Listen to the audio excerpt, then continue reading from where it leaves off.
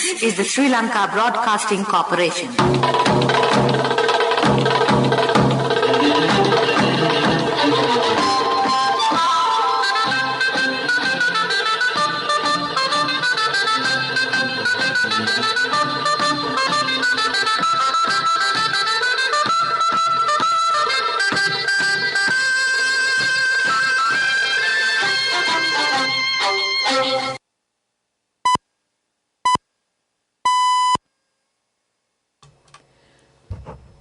The time is precisely 1:15 p.m.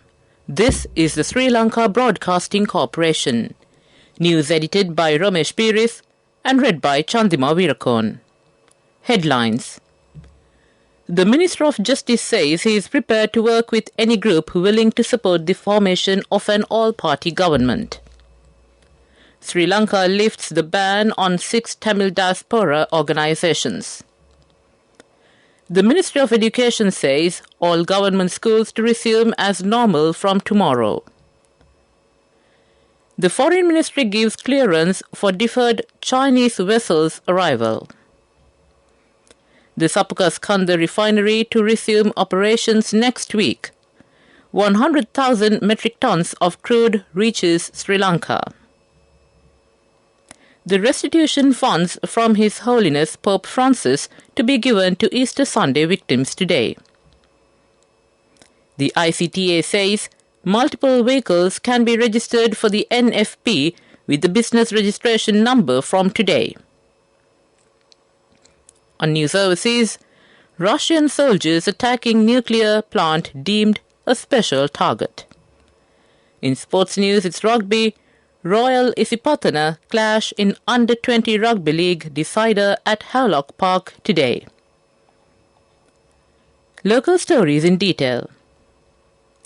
Justice and Prison Reforms Minister Wijayadas Rajapaksa says that he will work with any group willing to support the formation of an all-party government. He stated this while speaking to the media in Kandy. The minister further said that if it is not possible to gather all the political parties representing the parliament, obtaining the support of a majority of parties is the next best option. The minister also said that there is no connection between the formation of an all-party government and the introduction of a new constitution. The Minister of Justice also said that the government is still hoping to form an all-party government under the leadership of President Ranil Wickremesinghe. The government of Sri Lanka has lifted the ban imposed on 6 international Tamil organisations. This is through an amendment to the list of designated persons under Regulation 4.7 of the United Nations Regulations No. 1 of 2012. According to the Defence Ministry, a total of 577 persons and 18 entities were listed under United Nations Security Council Resolution 1373. Accordingly, 316 persons and 6 entities have been delisted from the designated list. Entities delisted from the designated list are Australian Tamil Congress, Global Tamil Forum, World Tamil Coordinating Committee, Tamil Elam People's Assembly, Canadian Tamil Congress, and British Tamil Forum. The list of designated persons published in the Gazette Extraordinary number 1992/25 of November 9, 2016 is hereby amended. The Ministry of Foreign Affairs says the request for the Chinese ballistic missile and satellite tracking vessel Yonwang 5 to call at Hambantota port for replenishments, which was deferred earlier, has now been granted. The ship was scheduled to dock at Hambantota port from August 11th to 17th. However, the Sri Lankan government sought deferment, citing further consultations on the matter. The Foreign Ministry on Saturday, the 13th of August, having considered all material in place, conveyed to the Embassy of China in Colombo that clearance is granted for the entry of the much-disputed Chinese vessel. The Sapukaskhanda oil refinery is scheduled to resume operations from next week, after being closed down for several months due to crude oil shortages. Minister Kanchana Wijayasekara said that it is planned to commence operations of the refinery after the unloading of the crude oil shipments that arrived in the island. Meanwhile, a ship carrying 100,000 metric tons of crude oil reached the island last night, and the consignment is due to undergo quality sampling today. Moreover, he said that a second crude oil cargo of 120,000 metric tons is scheduled to arrive between 23rd and 29th of August, and that both cargoes contain Russia's Ural crude oil. This news comes to you from the Sri Lanka Broadcasting Corporation. People's Bank Online Corporate Banking. Imagine business anywhere.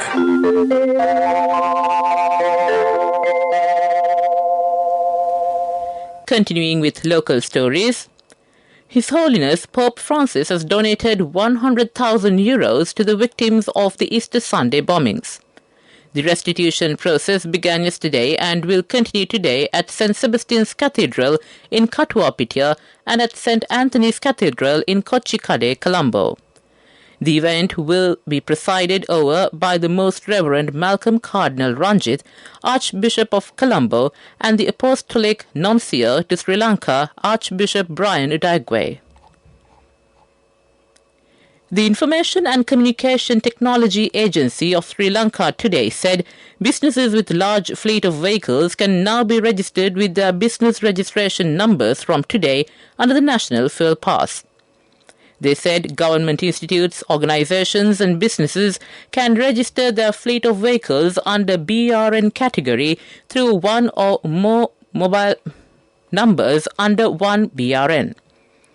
Such vehicles will be given a specific QR code through the portal after verification. The Power and Energy Ministry said the government institutions will be given a set of guidelines upon BRNs assigned to them.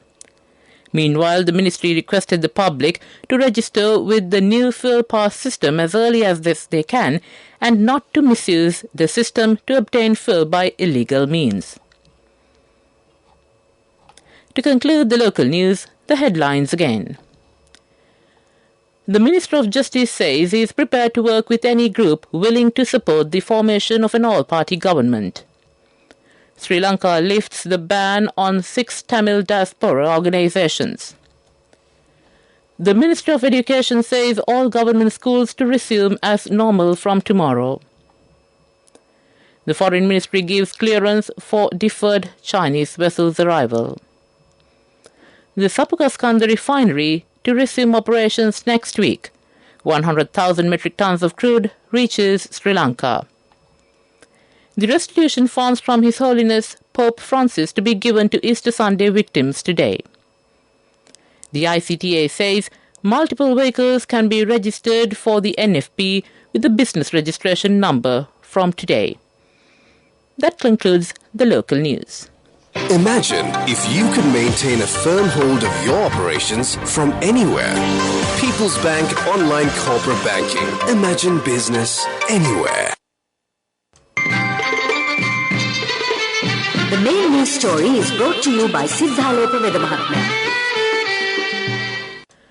And on the main news story, the Ministry of Education has decided to operate all government and government-approved private schools as usual from next Monday. Accordingly, schools will be held on all 5 days of the week between 7:30 a.m. and 1:30 p.m. from Monday, the 15th of August.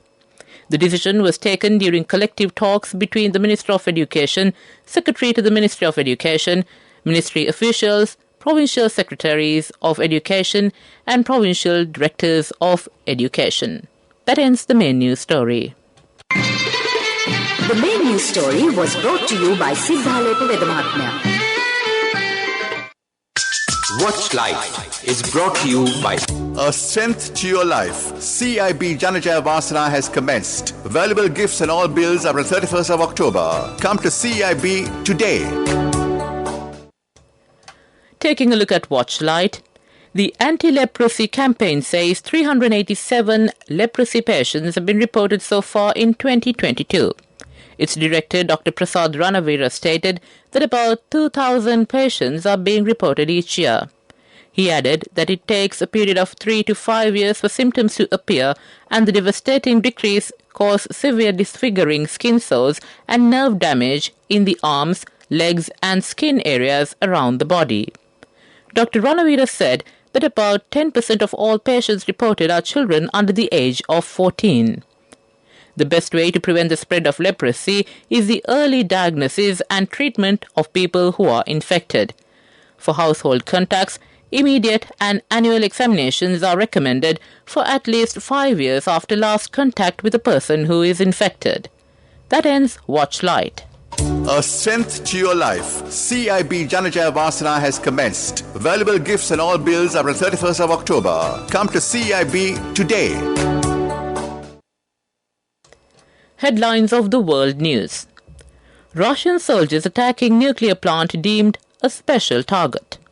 US media reports author Salman Rushdie is off the ventilator and talking. Europe's heat waves and droughts put focus on climate change risks. Ukrainian President Volodymyr Zelensky has condemned Russia for repeatedly shelling the nuclear power plant. Attacks on the plant in the southeast of the country began on August 5th.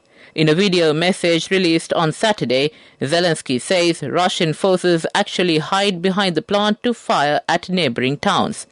He warned that every Russian soldier who either shoots at the plant or shoots under the cover of the plant must understand that they become a special target for Ukraine. US media have reported that Salman Rushdie, who achieved notoriety in the Islamic world for his 1988 novel The Satanic Verses, has been taken off a ventilator and is able to talk after being stabbed in the state of New York. Media reported that the writer's agent confirmed that information but gave no further details. The Indian-born author was stabbed repeatedly during a literary event on Friday.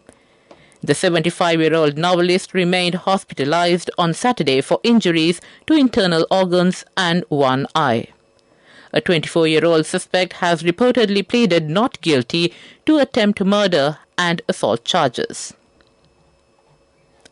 Italy's worst drought in decades has reduced Lake Garda, the country's largest, to near its lowest level ever recorded in warming the water to temperatures that approach the average in the Caribbean Sea.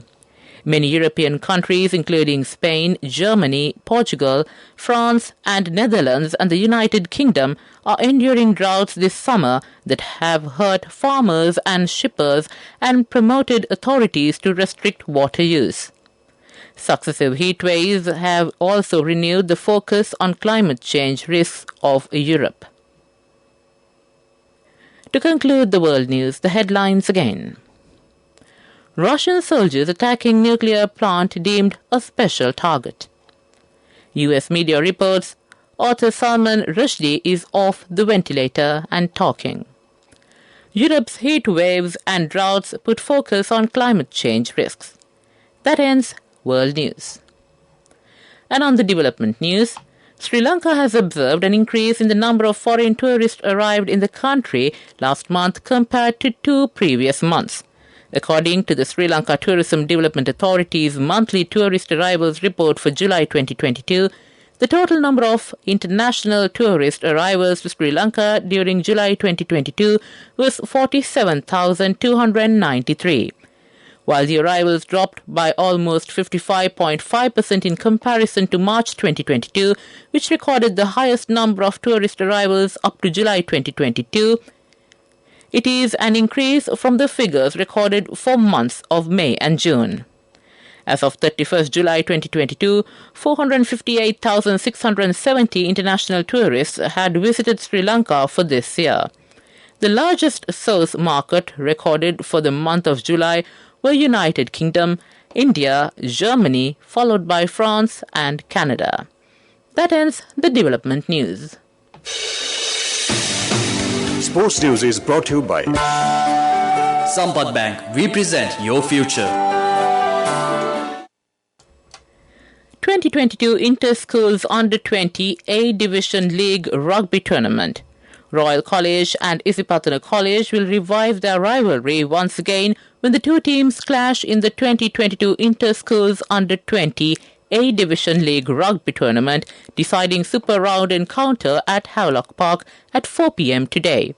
After 7 weeks of exciting rugby, Royal and Isipatana have fought their way and set the stage for a massive showdown, with the winners to be crowned as the league champions and will also receive the Major Milroy Fernando Memorial Trophy. That ends the sports news. Cash through NSP globally and win wonderful gifts locally. From October 1st, 2021 to December 31st, 2022. Remit a minimum of $100 or an equivalent amount in any foreign currency 3 times through NSB U Trust. Business News, sponsored by National Savings Bank, the safest place for your money. Joining efforts to provide emergency relief to the most vulnerable communities across the country impacted by the ongoing economic crisis, Huawei Technologies Lanka Company has pledged their support to the Manudam Mehevara program. Manudam Mehevara Emergency Relief Program was initiated by Dialogue Axiata plc, Mars Holdings, Hemas Holdings plc, execution partner Sarvodaya Shramadana Movement and independent auditor PwC Sri Lanka, together with CBL Group, City and Sunshine Holdings plc. Emergency relief is currently being distributed across all 25 districts, where over 100,000 families in need have been assisted to date. That ends Business News. Business News, sponsored by Cash through NSP globally and win wonderful gifts locally. Will you be the lucky winner of the NSP Golden Jubilee? 50 gold sovereigns for the top prize winner of the NSP Golden Jubilee. Scooters for the 10 second prize winners. iPhones for the 10 third prize winners. Mountain bikes for the 29 fourth prize winners. From October 1st, 2021 to December 31st, 2022. Remit a minimum of $100 or an equivalent amount in any foreign currency 3 times through NSB U Trust. Economic news, courtesy of Saving money isn't easy when you have responsibility. That's why we promise to give you the best returns and guarantee on your investment. LOLC Finance Fixed Deposits. Maximize your savings. LOLC Finance PLC, incorporated on the 13th of December 2001, is rated SLA stable by ICRA Lanka Limited and is licensed by the Monetary Board of the Central Bank of Sri Lanka under the Finance Business Act number 42 of 2011. Due to the foreign exchange crisis, the central bank has informed the Minister of Finance to further restrict the import of non-essential goods. As the country's foreign reserves may be further limited in the near future, the central bank has informed the Ministry of Finance to impose further restrictions on the import of non-essential goods, as foreign exchange is needed to import fuel, medicines and essential food items. Recently, the central bank imposed import restrictions on more than 2,500 types of non-essential goods due to the decrease in foreign exchange reserves. That ends Economic News. LOLC Finance is taking the power of innovation to the next level, winning 5 golds at the Technovation Awards 2022, leading the digital revolution with cutting-edge interbanking digital payments. LOLC Finance claims the overall gold award whilst also claiming an extraordinary victory in digital banking. LOLC Finance will continue to innovate with the next generation digitalization of financial services, delivering a superior customer experience. And finally, we take a look at the weather report. The Meteorology Department forecast a few showers to occur in the western and Sabragamu provinces and in the Gaul and Matra districts. Showers and thunder showers will occur at several places in the central, Uva, eastern and north central provinces during the evening or night. Mainly fair weather will prevail elsewhere. A few showers are likely in sea areas off the coast extending from Colombo to Gaul. That ends the weather report. And to conclude this bulletin of news, the headlines again. The Minister of Justice says he is prepared to work with any group willing to support the formation of an all-party government. Sri Lanka lifts the ban on 6 Tamil diaspora organizations. The Ministry of Education says all government schools to resume as normal from tomorrow. The Foreign Ministry gives clearance for deferred Chinese vessels' arrival. The Sapagaskanda refinery to resume operations next week. 100,000 metric tons of crude reaches Sri Lanka. The restitution funds from His Holiness Pope Francis to be given to Easter Sunday victims today. The ICTA says multiple vehicles can be registered for the NFP with the business registration number from today. In international news, Russian soldiers attacking nuclear plant deemed a special target. In sports news, it's rugby. Royal Isipatana clash in Under-20 Rugby League decider at Havelock Park today. With that, we conclude this bulletin of news from the Sri Lanka Broadcasting Corporation.